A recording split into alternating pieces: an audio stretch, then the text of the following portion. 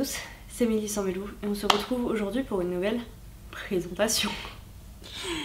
Et là je regarde, je vous ai publié la dernière en septembre, mais très clairement c'était encore des lectures qui étaient en cours au mois d'août. Je pense notamment à Je suis le rêve des autres, que je venais tout juste de commencer et qui était une nouvelle de Christian Chavassieux.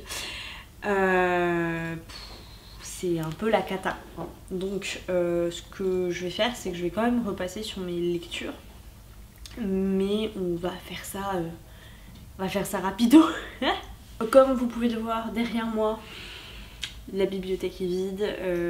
Là je filme sur un trépied et passé cette vidéo je range le trépied dans un carton et je ferme le carton, donc je suis à nouveau en train de déménager. C'est peut-être ma dernière vidéo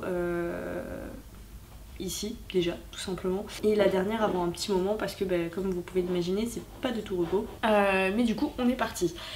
Je suis le rêve des autres de Christian Chavassieux, c'est effectivement une nouvelle, donc ça se lit extrêmement vite, qui reprend l'histoire d'un petit garçon qui est embarqué dans un long voyage initiatique parce que il aurait fait un rêve la nuit et ce rêve là serait en particulier un signe qu'il a été touché, alors je me souviens plus des termes exacts, mais en fait qu'il serait une personne exceptionnelle parce que touché par Dieu, enfin le système de divinité de ce monde-là.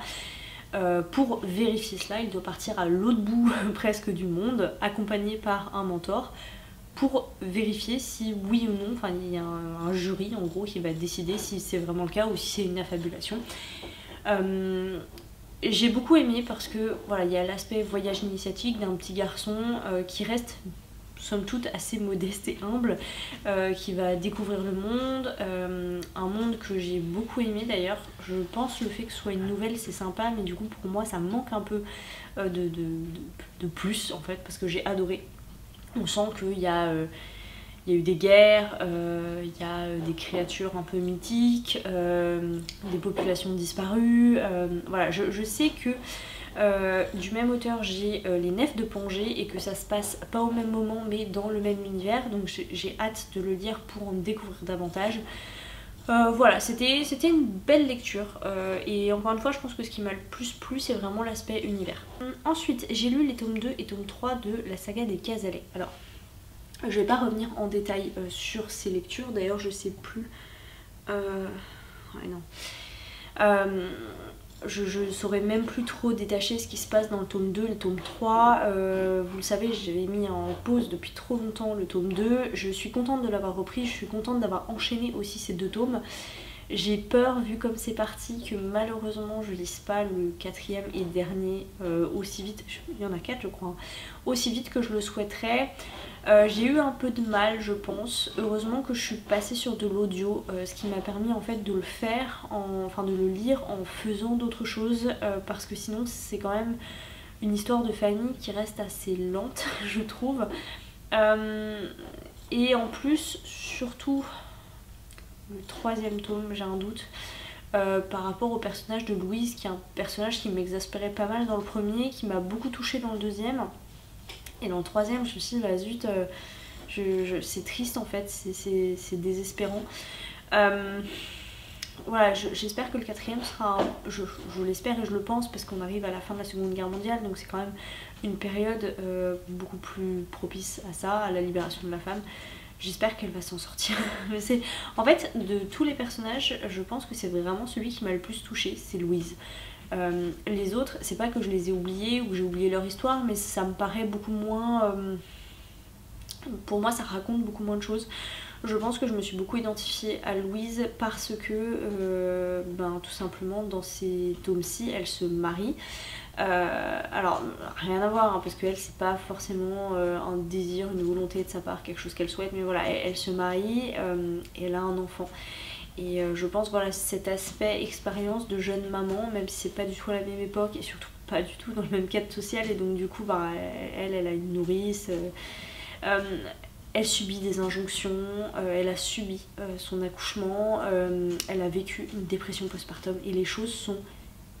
Enfin, les sentiments sont posés, expliqués, et c'est très dur. Pour moi ça a été très dur à écouter. Et je pense que c'est pour ça que c'est le personnage qui m'a le plus marqué, dont je me souviens le plus. Mais du coup, c'est aussi celui avec lequel je me suis un peu réconciliée, même si bon, parfois elle me saoule. Les personnages de Polly et sa cousine, je me souviens plus de son nom, je sais plus comment elle s'appelle. Elles m'ont un peu exaspérée toutes les deux, et la relation qui est en train d'apparaître avec un adulte de leur entourage me dérange, me gêne. Je sais que ça va sûrement avancer dans ce sens-là sur le dernier tome, et du coup voilà, ça me déplaît un peu. Je pense que ça rejoint un peu ce qu'on vous avait dit dans la comparaison sur Nous traverserons des orages d'une certaine façon. J'ai lu Je suis moi et personne d'autre de Baptiste Beaulieu. Baptiste Beaulieu, il est très fort, il est très très fort. J'ai acheté ses 3 albums jeunesse et j'ai hâte, mais tellement hâte de les faire lire à ma fille, enfin de les lui lire et qu'elle les lise par la suite. Pour l'instant elle est encore un peu jeune, elle a même pas 2 ans, mais je trouve qu'ils sont porteurs de tellement de messages qui sont essentiels pour de jeunes enfants qui prennent leur place dans le monde. Celui-ci en particulier par rapport à tenir sa place et à vivre sans se préoccuper du regard des autres. Je l'ai trouvé tellement beau. Si vous avez des enfants dans votre entourage, je pense jusque 7-8 ans peut-être, on va dire entre 3 et 7 ans, 3 et 8, n'hésitez pas à leur offrir un album de Baptiste Beaulieu, un des 3. Ils sont magnifiques. Voilà. Force Wing, on vous en a parlé. Ah, Les Dieux Sauvages de Lionel Davoust. Alors, Les Dieux Sauvages, ils traînent dans ma palle depuis très longtemps. Je sais plus comment j'avais eu cette recommandation. Mais j'étais très heureuse de l'avoir trouvé en grand format en plus, parce que je trouvais que les couvertures étaient quand même vachement plus jolies. C'est un roman de chez Critique de fantasy, et je l'avais trouvé d'occasion. J'étais super contente parce qu'il coûte cher quand même de base. Et j'hésitais à me lancer parce que c'était une brique. Il aura fallu que je parte en vacances et que je le trouve dans la médiathèque où j'étais pour le lire, hein, alors qu'il m'a suivi jusqu'ici quand même. Et bah écoutez, je pense que je ne lirai pas la suite. Voilà, c'est une saga que je commence et du coup je pense que je la terminerai pas. J'ai pas été embarquée par cette histoire. Je pense qu'il y a même plusieurs passages que j'ai dû lire en diagonale parce que ça commençait à être un peu long pour moi. On va suivre une jeune femme qui s'appelle Marianne, qui vit vraiment en paria dans son coin toute seule. Elle piège des animaux pour survivre, mais elle a vraiment pas envie d'être mêlée aux hommes dans une société qui est extrêmement misogyne, bien sûr très patriarcale, mais vraiment poussée à l'extrême. Je pense que dans certaines régions du monde, c'est ce qui se passe de nos jours, mais moi, avec mon regard d'occidentale, européenne, française en particulier, c'est quand même d'une violence sans nom envers les femmes. Et donc c'est une femme qui s'élève contre ça. Donc il y a quand même une portée engagée et féministe dans ce récit qui est assez intéressante.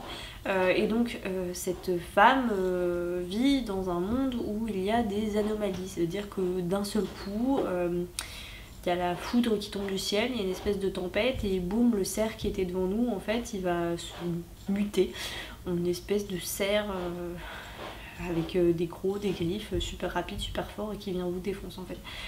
Et ça peut arriver n'importe où, n'importe quand, donc c'est le danger des zones instables. Et elle vit dans ce monde et en fait à un moment on vient la chercher, un envoyé de Dieu, donc ce sont des hommes d'une secte, de la grosse croyance de la région, vient la chercher, lui dit écoute tu connais la région, j'ai besoin que tu m'emmènes à tel endroit, ce qu'elle fait donc contrainte et forcée. Et elle se retrouve par un concours de circonstances touchée par Dieu lui-même et elle devient sa messagère. Voilà. Et elle qui voulait juste vivre sa vie sans qu'on l'emmerde dans son petit coin va se retrouver à devoir sauver son peuple, son pays d'une guerre avec un pays voisin qui est également dirigé par un dieu et donc le messager de ce dieu-là. Mais surtout essayer de sauver le pays de lui-même, puisqu'il y a des guerres intestines entre les différents... c'est pas des comtés, mais moi j'appelle ça comme ça. Il y en a 7, il y en a qui sont plus ou moins dans des zones stables, il y en a qui sont plus ou moins touchés par l'importance de la religion, il y en a qui ont des difficultés en termes de ressources. Il y a vraiment beaucoup de choses qui sont abordées, c'est pour ça qu'il est assez long quand même ce tome. Marianne va quand même avoir beaucoup de... va devoir faire face à l'adversité à plusieurs reprises, va trouver de l'aide et réussir à s'en sortir, parfois oui, parfois non, enfin voilà. Il y a des personnages qui m'ont peut-être un peu moins intéressé, ce qui se passait au-delà des frontières notamment. J'ai eu un peu de mal jusqu'au moment à la fin où ça devenait un peu plus clair. Voilà. En soi, c'est vraiment bien, c'est une grosse bonne fantaisie adulte, ça c'est certain. Maintenant, c'est pas trop mon truc. Voilà. Donc je pense l'aspect anomalie, l'aspect messager de Dieu, ça me parle pas. Voilà. Et comme je vous le dis, j'ai eu peut-être un petit peu de mal. À mon avis, c'est parce que je lis finalement très peu de de fantaisie adulte traditionnelle, c'est-à-dire avec des grosses sagas très riches. J'ai lu le premier tome de Game of Thrones et si vous voulez, c'est un peu la même impression que ça me laisse. Voilà, quelque chose de très riche sur le plan politique, un univers qui ne demande que à s'étendre davantage. Et pour moi, c'est peut-être too much. Voilà, maintenant, si vous aimez les grosses fantaisies adultes, traditionnelles, du coup n'hésitez pas parce qu'à mon avis il y a un message féministe qui change un peu quand même par rapport à ce que je vous dis là. Ensuite j'ai lu 3 de Valérie Perrin. Valérie Perrin, moi je suis tombée complètement sous le charme de Changer d'eau des fleurs, hein, comme beaucoup d'autres lecteurs. J'ai trouvé ce texte absolument sublime et magnifique, je peux que vous le recommander. Je l'ai offert d'ailleurs l'année dernière à ma grand-mère pour Noël. J'ai été moins touchée par 3. Voilà, j'ai été moins touchée, mais j'ai trouvé que l'histoire se tenait vraiment pas mal. Les personnages m'ont touchée, on va les suivre, donc on va suivre un trio de 3 amis. Je me souviens plus de leur nom, il y a Nina, Étienne et... je me souviens plus du nom du dernier. Donc ce sont 3 amis qui se rencontrent le jour de leur rentrée en primaire, le jour de leur rentrée en CM1 peut-être, quelque chose comme ça, alors que la plus grosse terreur c'est de ne pas tomber dans la classe de ce maître, le maître méchant qui fait peur à ses élèves. En fait c'est comme ça qu'ils vont se rapprocher et qu'ils vont passer ensemble tout le reste de leur enfance, adolescence, et comment leurs chemins vont se séparer, je pense dans les années 80, quand chacun va, suite à une terrible tragédie dans une des familles, chacun va un peu changer de route, de voie, et comment malgré tout ce qu'ils ont réussi à forger dans leur enfance leur permet de survivre. On ajoute à ça une forme d'enquête policière, un personnage qui reste mystérieux très longtemps. Je crois qu'à un moment j'ai pensé savoir où voulait en venir l'autrice, mais en fait il y a eu encore un changement et je me suis dit c'est bien trouvé, c'est bien joué. C'est du contemporain et ça permet vraiment d'aborder des sujets vraiment très graves. Des personnalités comme des pervers narcissiques, les violences intraconjugales, les orientations de genre. C'est très riche encore comme histoire. Maintenant il y a eu quelques longueurs, j'ai trouvé, ou des moments où j'étais un petit peu moins emballée, j'avais un petit peu moins envie d'y retourner, mais je suis très contente d'avoir lu ce livre. Je crois que c'est pas son dernier... il faut que je lise aussi Les Oubliés du dimanche, il me semble, qui à mon avis aura encore une fois rien à voir. Mais voilà, j'ai trouvé les personnages très vrais, très forts et très bien, très réalistes en fait. Voilà, ça pourrait être vous, ça pourrait être des amis, ça pourrait être le fils de l'oncle de votre voisine. Voilà, donc j'ai trouvé ça très bien. Mais il m'a moins touchée que Changer d'eau des fleurs qui reste vraiment exceptionnel. J'ai lu Le Château solitaire dans le miroir. Alors ça n'a pas été une lecture facile et pour tout vous dire, je savais que ça traitait de harcèlement scolaire mais je pensais pas à ce point. Au sens où on va suivre une jeune fille qui souffre de phobie scolaire et donc qui reste enfermée chez elle. Ses parents ne la forcent pas à aller en cours et un jour qu'elle traîne dans sa chambre, franchement c'est une dépression qu'elle se traîne, le miroir de sa chambre s'allume, elle le touche et elle bascule de l'autre côté du miroir où elle va rencontrer d'autres jeunes gens à peu près de son âge. Et en fait, il y a un certain nombre de règles. Ils ont une année complète pour trouver la fameuse clé qui leur permette de sortir du château. Alors il y a une règle, si... Alors ils n'ont pas le droit de se trouver dans le château au-delà de 17h heure japonaise. Ils ont 1 an pour trouver la clé. Celui qui trouve la clé pourra exaucer son vœu le plus cher. Et du coup, après, le château ferme.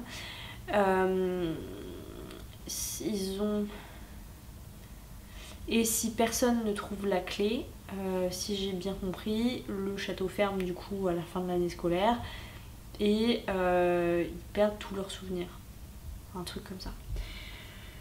Le plus dur pour moi c'était vraiment le début, parce que le début c'est forcément la présentation de notre personnage principal et de ce qu'elle a vécu notamment.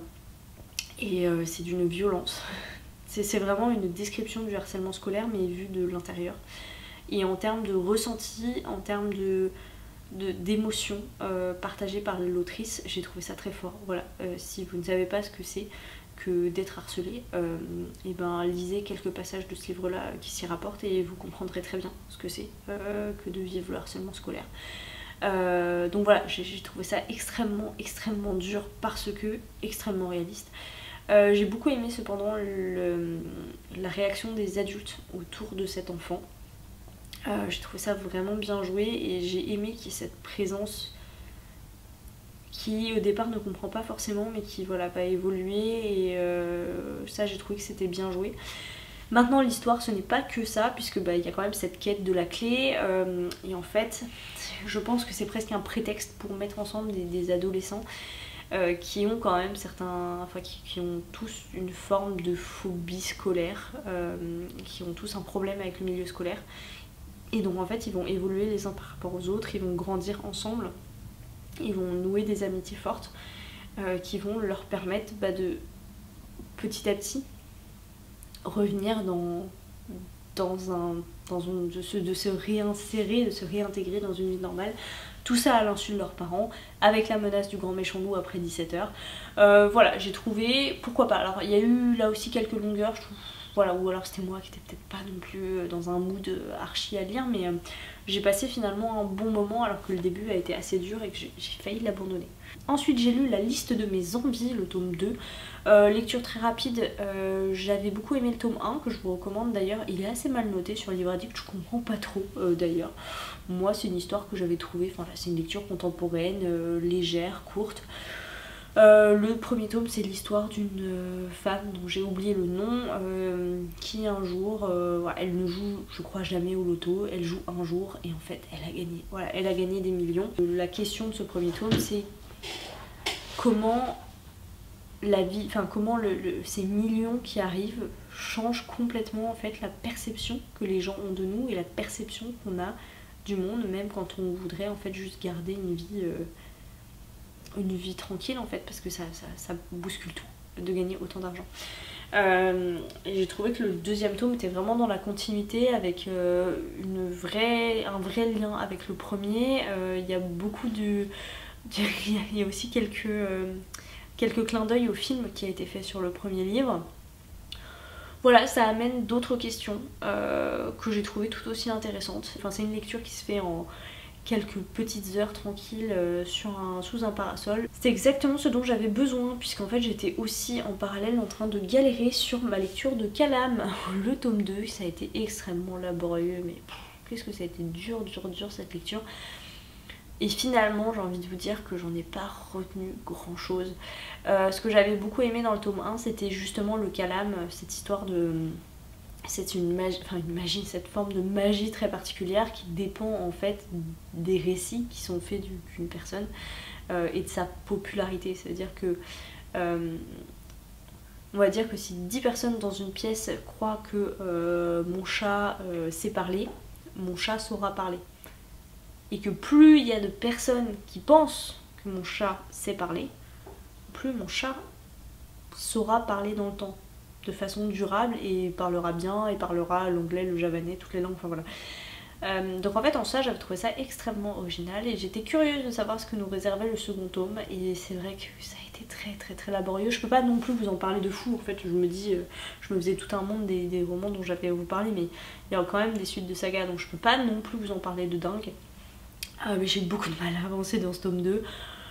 J'ai trouvé la conclusion de la duologie plutôt pas mal, j'ai trouvé les rebondissements intéressants, je me suis attachée à certains personnages que j'ai apprécié de suivre. Il y a aussi vraiment cet aspect récit, c'est-à-dire que nos personnages à la fin du tome 1, ça rejoint à peu près là où on en est dans le tome 2, puisqu'en fait c'est un récit à double, voire plus, de temporalité, avec des personnages qui ont été emprisonnés, et on demande à un conteur royal de rassembler tous les témoignages de ces prisonniers pour raconter l'histoire et donc augmenter le calame du roi. Voilà. Parce que lui il peut pas mentir, parce qu'il y a d'autres types de magie un peu spécifiques. Voilà, je peux pas rentrer dans les détails. Et donc en fait on a vraiment cet aspect à la fois récit raconté et à la fois récit vécu.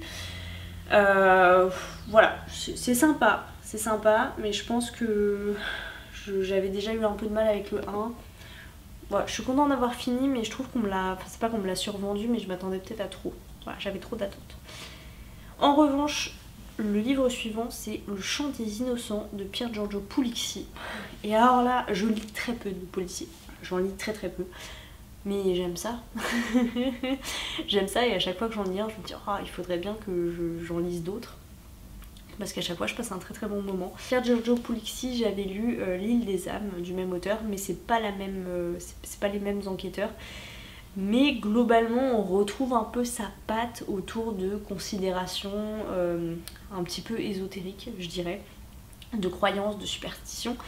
Là on est face à un enquêteur forcément qui a un passif blablabla bien sûr, qui en plus s'est un peu fait dégager de la police à cause de ce qui s'est passé sur sa dernière enquête. Voilà, ça c'est un schéma assez récurrent, c'est pas incroyable, qui va devoir faire face à un tueur en série, enfin non c'est pas un tueur en série, des meurtres en série qui sont commis par des adolescents complètement fous.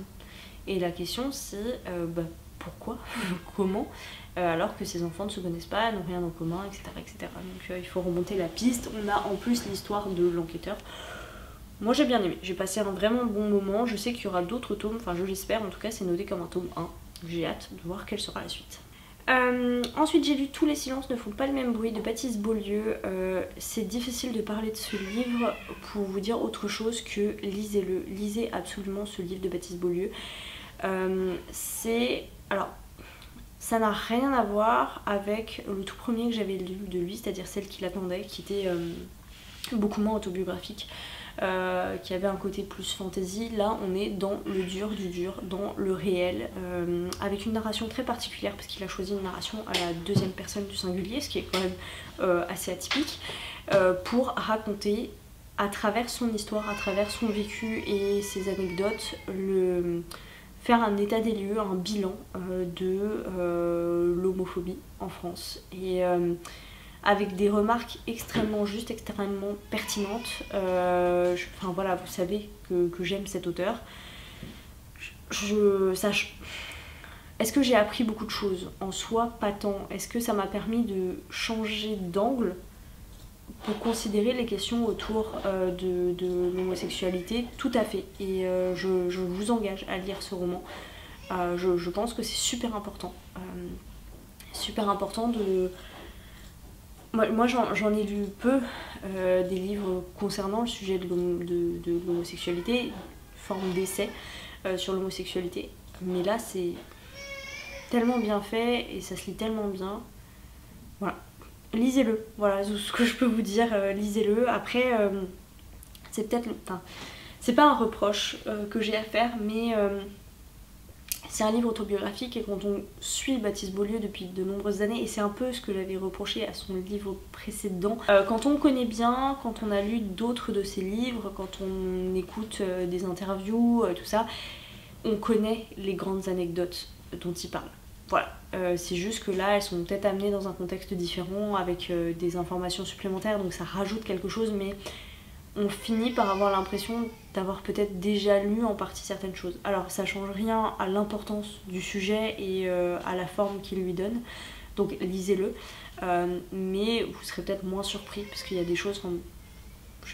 jamais j'aurai la prétention de dire que je connais Baptiste Beaulieu parce que c'est pas vrai, mais par contre les anecdotes qu'il partage à travers son compte Insta, à travers ses albums jeunesse, à travers ses autres livres, voilà, on finit par bien les intégrer et du coup c'est un petit aspect peut-être un peu répétitif, mais encore une fois c'est pas l'objectif, enfin c'est pas une fiction là.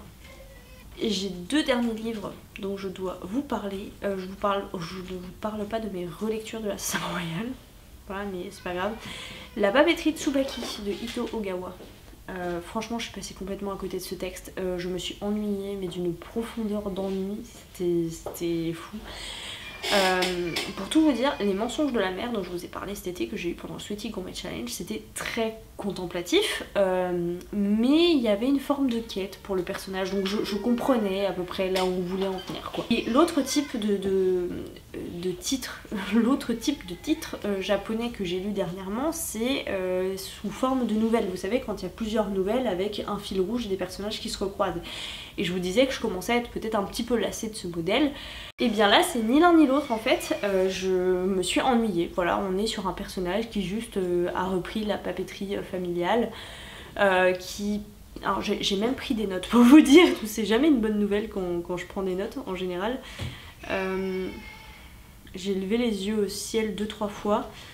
Ouais, c'est ça. En gros, globalement, elle est écrivain public. Elle reprend la papeterie après le décès de sa grand-mère et de sa tante, visiblement. Ou de la sœur de sa grand-mère, donc sa grand-tante. Elle reprend la papeterie familiale, plongée dans une espèce de... Ouais, je pense que c'est très... Peut-être, de mon point de vue, ça donne un aspect... Enfin, ça donne un point de vue sur la culture japonaise qui est, je pense, peut-être un peu étriqué et un peu trop traditionnaliste. Mais c'est peut-être mon ressenti, peut-être que c'est vraiment comme ça, j'en sais rien, j'ai jamais été au Japon. Globalement, j'ai noté qu'il se passe rien, mais genre vraiment il se passe rien dans ce bouquin, sauf à un moment où la meuf, elle se met à... Enfin, le personnage principal engueule littéralement un de ses clients. Parce que le gars il n'arrive pas à écrire un courrier, on lui reproche que c'est pas assez personnel et du coup en gros elle l'insulte et en disant franchement vous êtes une grosse merde, en même temps vous êtes un but de vous-même, vous êtes toujours là sur votre téléphone, enfin franchement des trucs qui n'ont rien à voir, mais j'ai trouvé ça mais d'une violence envers le personnage, alors qu'il y a un autre personnage qui vient, c'est une femme, elle est trop belle et tout, mais elle écrit mal et tout, et là, oh là là, comme je suis triste pour vous madame, enfin franchement j'ai trouvé, ça n'avait aucun sens. Donc elle l'insulte, et pour justifier le fait qu'elle insulte un de ses clients, elle se dit, non mais en vrai, je suis quand même une ancienne rebelle quoi. Et franchement, enfin, c'était nul, franchement c'était nul. Plus ça avançait, plus je la trouvais stupide. Voilà, je trouve qu'elle a des réflexions par rapport, mais encore une fois, c'est vu avec mon point de vue très occidental. Là franchement son rapport à son travail, son rapport à l'argent, c'est des trucs qui passent complètement au-delà de ma compréhension. Et il y a aussi du questionnement éthique sur son métier d'écrivain public, c'est-à-dire qu'à un moment donné ça la dérange absolument pas d'écrire. Elle se met vraiment sur son travail et c'est comme ça qu'elle le vit, c'est qu'elle se met à la place de la personne qui écrit pour écrire mieux que la personne en question. Voilà. Bon, déjà, moi j'ai un peu de mal avec cette idée de faire rédiger ses courriers personnels par quelqu'un d'autre et de même pas lire le résultat, puisque c'est elle, enfin il n'y a pas de validation, en fait elle les envoie comme ça, elle choisit le timbre, tout truc, elle explique, on écrit avec telle plume, telle langue, enfin il y a beaucoup de considérations technico-pratiques là-dedans, pourquoi pas, ça c'était peut-être la partie la plus intéressante, mais du coup on parle quand même à un moment donné de se faire passer pour quelqu'un de mort, pour entretenir une forme de mensonge, et moi ça m'a posé problème. Donc voilà, ouais, vu ces valeurs qu'elle nous rabâche tout le temps, ça m'avait paru étrange. Donc voilà, un livre enfin franchement je suis passée à côté, je suis passée complètement à côté. Et le dernier livre qui pareil ne m'a pas convaincue autant que je l'aurais souhaité, ouais c'est une mauvaise chaîne tout ça, c'est La Voix des Oracles, le tome 2. Je vous ai parlé du tome 1 il y a quand même un petit moment. D'ailleurs je suis replongée dans le tome 2, j'avais quand même un peu du mal à remettre les wagons dans le bon ordre. Enoch, je vous avoue complètement, il y a plusieurs passages que j'ai lus en diagonale. J'ai eu un peu de mal déjà à rentrer dedans, à retrouver les personnages, tout ça, et à me réattacher à eux. Et en fait après il se passe beaucoup de choses, il y a beaucoup de péripéties, mais je l'ai lu, vécu avec une forme de détachement. Que voilà, j'ai pas réussi à me réattacher aux personnages, à comprendre leur cheminement. Donc voilà, je suis passée là aussi à côté de ce texte. Et c'est dommage. C'est dommage, hein, c'est... Est-ce que je lirai le 3e? Je sais pas. Vu la direction dans laquelle ça part, ça va être quelque chose d'encore plus différent, de très très très différent. Je suis pas sûre d'avoir envie. Voilà. Et c'est dommage parce qu'encore une fois, le contexte de cet univers qui est... Alors là on a un peu dérivé, mais globalement ça se passe en Gaule au moment où l'Empire romain devient chrétien. Donc on chasse les différentes divinités, on se détache des croyances païennes, on fait la chasse aux druides, on fait la chasse aux barbares. On se veut civiliser, tout ça. Il y a un petit voyage plutôt du côté de Constantinople, du peuple étrusque, voilà, il y a beaucoup de mythologie autour des différentes croyances, des différentes populations, et ça j'ai trouvé ça génial, mais voilà, j'ai pas accroché à l'histoire, et c'est dommage parce que je trouve l'univers... c'est original, voilà, c'est original de tomber dans ce type de mythologie là. Plus rare que la mythologie grecque, vous savez que j'adore ça. Voilà. Donc là c'était très sympa, l'aspect univers, mais je suis passée à côté. Voilà pour un point sur mes dernières lectures depuis cet été. Je vous ai passé du coup mes relectures et mes lectures communes et les comparaisons bien sûr qu'on a fait avec Mélo. Je pense que j'ai réussi en très peu de temps à résumer ce que j'ai pu ressentir et lire à la lecture. Forcément c'est pas aussi creusé que si je l'avais fait régulièrement comme c'était censé être le cas de ce type de vidéo. Mais vous savez quoi, nouvelle année, nouvelle résolution, on verra ça pour le bilan de l'année prochaine. Ce que je peux vous dire c'est en termes de série, j'ai regardé Les Enfants sont rois, qui est une adaptation d'un livre dont je vous ai déjà parlé, adaptation qui m'a fortement déçue parce qu'on est retombé sur une espèce de thriller polar, tout ce qui est le plus classique, et je trouve que ça enlève complètement les réflexions très creusées et très... c'est exprès mais ça se veut un peu violent dans la façon dont c'est amené sur les réseaux sociaux. On a commencé mais pas fini encore Arcane et c'est toujours aussi génial. Et je pense que par rapport aux séries dont je vous ai parlé, c'est tout ce qu'on a eu le temps de regarder ces derniers temps parce que c'était très mouvementé depuis le mois de septembre. Voilà, sur ce, merci d'avoir suivi cette vidéo. Je vous attends dans les commentaires bien sûr pour me faire part de vos retours sur certaines lectures si vous les avez lues vous de votre côté. Et puis en attendant une prochaine vidéo, je vous souhaite à toutes et à tous de très belles lectures.